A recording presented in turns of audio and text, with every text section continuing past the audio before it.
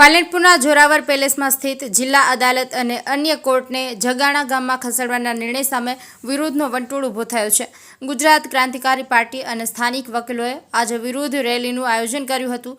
જોરાવર પેલેસથી લગભગ 7 કિલોમીટર દૂર આવેલા જગાણા ગામમાં કોર્ટને ખસેડવાની યોજના સામે પાલનપુર બાર એસોસિએશને પણ વિરોધ નોંધાવ્યો છે.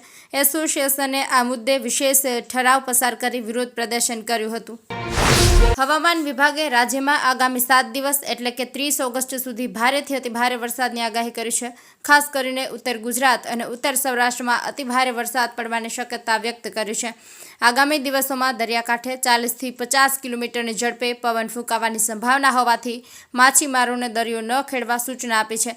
સાથે જ બંદરો પર 3 નંબરનું સિગ્નલ લગાવાયું છે. આજે સવારના 6 થી 2 વાગ્યા સુધીમાં રાજ્યના 121 તાલુકામાં વરસાદ નોંધાયો છે, જેમાં સૌથી વધુ સાબરકાંઠાના વિજયનગર તાલુકામાં 2.24 ઇંચ અને સૌથી ઓછો મહીસાગરના ખાનપુરમાં 1 મીમી વરસાદ પડ્યો છે. અંબાજીમાં 1 સપ્ટેમ્બરથી શરૂ થનારા ભાદરવી પૂનમના મેળાને લઈને વહીવટી તંત્ર દ્વારા તડામાર તૈયારીઓ ચાલી રહી છે. દર વર્ષે મેળામાં અવનવા આકર્ષણ ઉમેરવામાં આવે છે. આ વર્ષે 400 ડ્રોન દ્વારા લાઇટ શો યોજવામાં આવશે. અંબાજીના આકાશમાં પ્રથમવાર એક સાથે ભાદરવી પૂનમના મેળામાં આ પ્રકારનું આયોજન થશે.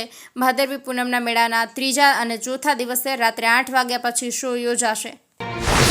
પાટણના ભદ્ર વિસ્તારમાં આવેલી ગજાનનવાડી ખાતે 148માં ગણેશ મહોત્સવનો ભવ્ય પ્રારંભ થયો છે. આ મહોત્સવની શરૂઆત લોકમાન્ય તિલકના સમયથી થઈ હતી. એશિયાનો સૌથી પ્રાચીન આ ગણેશોત્સવ મહારાષ્ટ્રીયન પરિવારો દ્વારા ઉજવવામાં આવે છે. અનંત દેવધરના નિવાસ સ્થાનેથી શ્રીજીના પાલખી યાત્રા નીકળી હતી. આ યાત્રા ઝીણીપોળ વિસ્તારમાં ફરીને ગજાનંદવાડી ખાતે પૂર્ણ થઈ હતી. મહારાષ્ટ્રીયન મહિલાઓ અને ભક્તોએ શ્રીજીનું મૂર્તિનું વિધિવત સ્વાગત કર્યું હતું. બ્રાહ્મણોએ મંત્રોચ્ચાર સાથે મૂર્તિની સ્થાપના કરી હતી.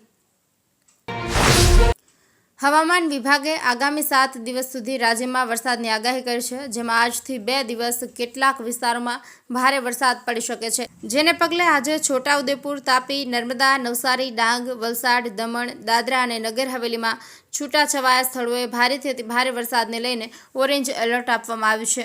ભારે વરસાદની આગાહીને લઈને રાજ્યના માછીમારોને 28 ઓગસ્ટ સુધી દરિયો ન ખેડવા માટે સૂચનાઓ આપવામાં આવી છે. આ સાથે પોર્ટ પર 3 નંબરનું સિગ્નલ પણ જાહેર કરવામાં આવ્યું છે.